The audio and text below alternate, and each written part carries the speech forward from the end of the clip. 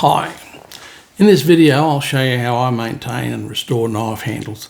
I'll show you how to remove wire style handles from knives and what you can and maybe what you shouldn't do. It's my hope that you can take what you need from this video and apply that to your own knives and projects. I've laid this out in sections so you can skip to the parts that you need. The steps are laid out in the order of handle removal, restoring Pakka wood scales, and then restoring magnolia, other oval and octagonal handles, D-shaped handles, as well as artisan-made or laminated handles. Each section will cover my preferred waxes and oils and treatments. I'm going to skip the hours of sanding going up in grits because I reckon that you probably work that out yourself. I apologise for the camera angle in advance, but I worked on several angles and magnification, and this one was the best compromise. It allows you to see what I'm going to do and lets me give you some close-ups. Before we get going, I'll explain my compact workspace. Unfortunately for me, I'm unable to walk well, far and often, so I need to have everything pretty well right at my fingertips. And I'm not necessarily as untidy as it seems here, but I've got no choice. I need to cut down on my body movement at the time. Okay, so we'll start with handle removal. First of all, you'll need a piece of wood roughly 20 by 12 by 300 millimeters, or 3/4 of an inch by half an inch and 13 inches. I've got a piece of aluminium bar which has the same measurements, and I use the aluminium bar when you need a little bit more grunt, when the handles don't come off. The aluminium is less forgiving. Obviously I'll start with the woods because it's more gentle and will protect your, if you've got a collar, an aluminium collar or a horn collar, it'll give it a bit more protection. A pair of leather gloves is also a great idea. If the blade is sharp, it'll still cut through, as you can see, but at least the wound won't be as deep. And then often what I do is just run some painter's tape over the edge, because this knife is actually fairly sharp. Now I want to remove the handle from this dabber, and experience tells me that it's not going to be quite that easy. You can see how there's no gap between the choil and the handle. Normally, you would expect to see somewhere around 10 to 15 millimeters gap between the handle and the choil. And it would seem to me that the handle has sunk into the blade has sunk into the handle and maybe rusted solid. Of course, you have to face the prospect that the handle may not come off. Sometimes they're either glued in with either hot melt glue or epoxy, and if it's hot melt, you can put a plastic bag over the handle and immerse it in very hot water, not boiling water, and leave it there for about 15 minutes. It may then come off. If it's been glued in with epoxy, then you've got yourself a problem, and you've got to decide whether you're going to remove the handle by chiseling it off, or working with the blade in the handle. In fact, in this case, if it doesn't tap off, I'll have to cut it off. Okay, so I'll start with the wooden bar.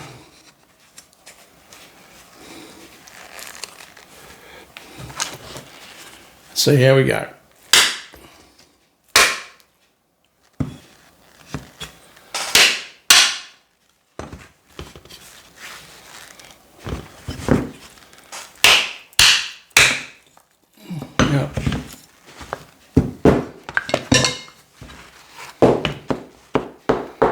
Now it has come off. It's a bit hard to say, but I think it might have been taped in. Yeah, time will tell whether I can reuse this handle. And yeah, you can see the remnant of tape to tighten it in there. It's a bit too deep. I probably still will make a new handle for this. All that needs to be cleaned off, and I'll just hold that up a bit closer so hopefully you can see that. And that's pretty well much all there is to handle removal. This one came off reasonably easy. You might need to upgrade to the metal bar, which will give you a bit more shock value. If that doesn't work, find that it never does, you just have to chisel it off. Cleaning up a Pakka wood handle somewhat reduces your options. There's not a lot you can do. As you can see though, this one is going yellow around the handle. It's a bit grayer up the top, and that happens to just about all Pakka wood handles. And I've actually received them where they've been like a Naples yellow all the way around. Okay, so some of the handle is going yellow, so it's a good idea just to clean it up. Once again, I'm just going to tape over the edge. Sometimes the Japanese agents sharpen them before they post them out. I'm also going to tape off the bolster. I mean, you don't need, in my opinion, at least I don't need it, is the extra work of sanding the handle and then find out you've put great big scratches on a nice piece of horn or stainless steel or brass, whatever the case may be. It's a lot safer to handle with this tape over the edge. Now what I'm going to do is I'm going to use probably 240 grit paper just to, there's bits of crap stuck on there, and I'll just get rid of the old stuff to bring it down to the Pakka wood, and then I'll go up in grits to from 240 to 320 to 400. I personally, a lot of people would stop at 500. I like 600. I don't know why. Probably because it just gives you a little bit better finish in the end, but then it also makes them a little bit more slippery. If you have good knife handling technique, you probably wouldn't worry about that. So I'll go ahead with this and come back to you when I've done all the sanding.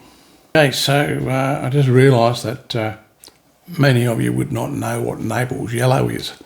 That's Naples yellow. That's oil paint. That's so when I'm not doing knives, I'm trying to work out a living doing paintings. Now, that's finished on 600 grit, and now I'm going to use Canoba wax. It's a hard wax, and I get this on eBay, and it's a vegetable-based wax, not a beeswax, and it's used on pills and car wax and all sorts of stuff. But this is the stuff you need.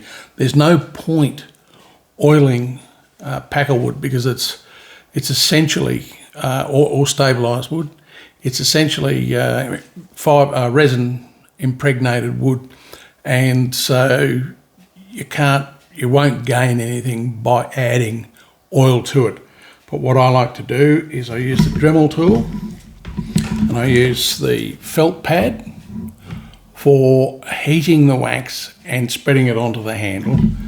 And once I've done that, I use a buffing tool to do that, because once you've put the wax on, and I'll show you how to do it, but I won't talk during it, you'll get these little tidal marks, and it's just where the wax has dried hard. And it's a great wax, it really is. It's waterproof, it's hard, but it will come off after it's been wet for a while or a bit of use. But it makes the handle really look good. I'll show you what I mean. Okay, so the wax goes on hard and close like this.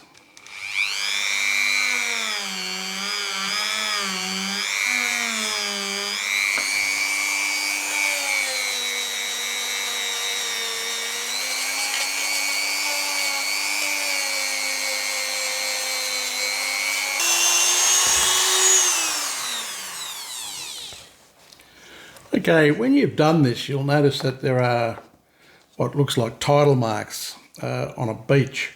I'm not going to try and capture that for you because they're so small, it just probably will not come out. What we can do though is we'll buff those out with the little buffing pad.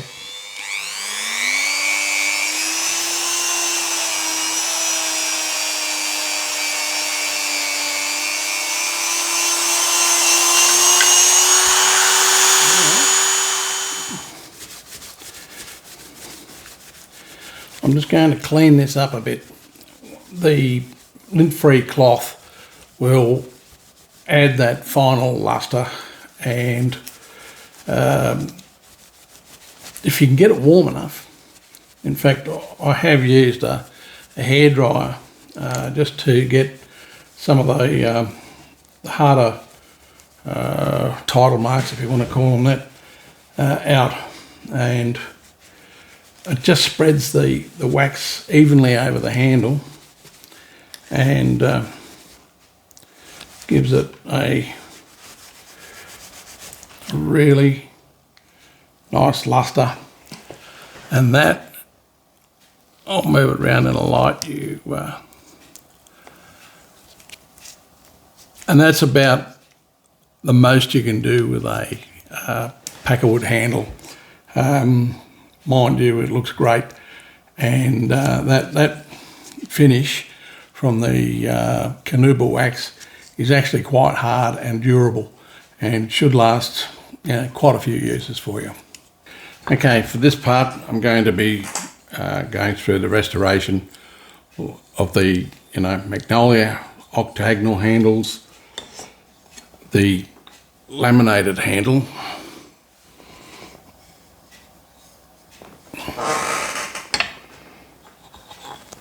and of course the very popular octagonal handle. I'll only be covering the wood ones, not the resin ones in this video. Now with all of them, the first thing you need to do is protect the parts that won't take well sanding. Buffalo horn like this doesn't take well to deep sanding marks, so we'll be taping that off. And the reason this one is getting a sanding back, I've been using it for quite a while, is that you get differential expansion between the like I can feel a whole ridge along there with this white wood, and I think that's, from memory, I use spotted gum for that. There's ebony and paduac in the centre. You can feel a ridge from each of them, and it's just nice to give them a light sanding. In the case of this, I'll just be taping that up, the buffalo horn end cap, and just giving that a light sand with 400 grit just to knock the ridges off. And then I will just use a wax on there. Even with the wire or the magnolia handles, I would fill that chip, but I'll go into that. That's another video in colour matching and things like that.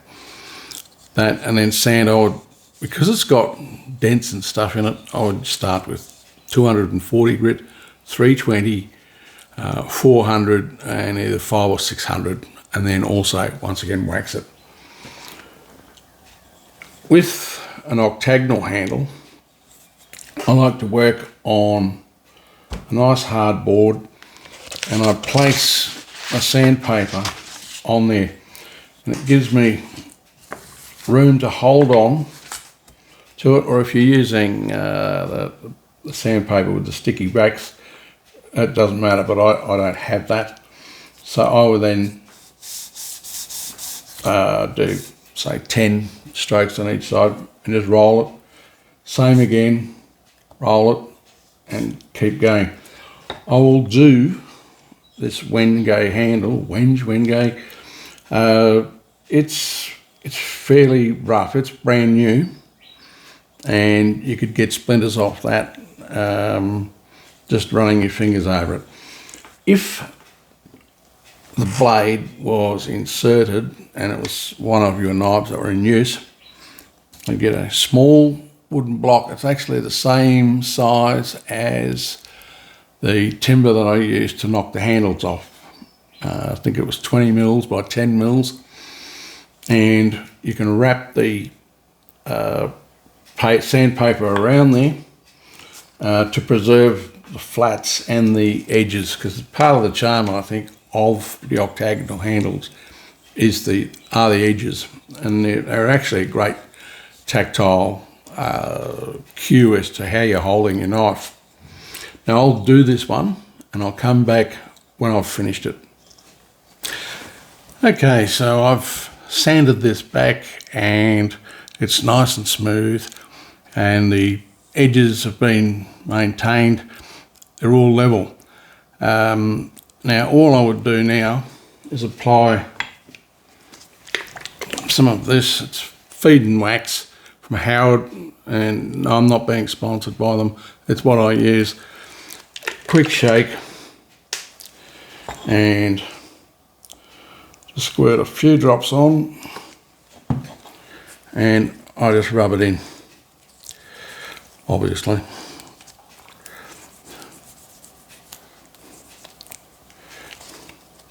And it really does bring up a beautiful luster. It's a combination of carnauba wax,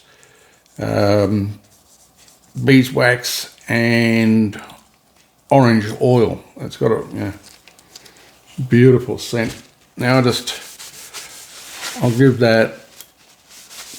wipe off the excess, but you can already see how much darker that's gone. There's a bit of extra luster in that. Now what I would also do, a lot of people would like to polish up the ebony end piece on many of them. Now the way I do that is I would tape off the handle section, and then still using the block, or if it was an oval handle you could just do it by hand, but I move up to 3000 grit, going so to 600, 800, I then go to 1200, then 2000, and then 3000 grit, and you'd be surprised. The ebony will look like a black mirror, or any other one of another expression, and they look great that way. So if you tape it off there, you're not going to give your handle a high and 3000 grit polish, and that's all there is to it. So I hope to be doing a video soon on how to colour match pits in handles. In the meantime, thanks very much for watching, mate.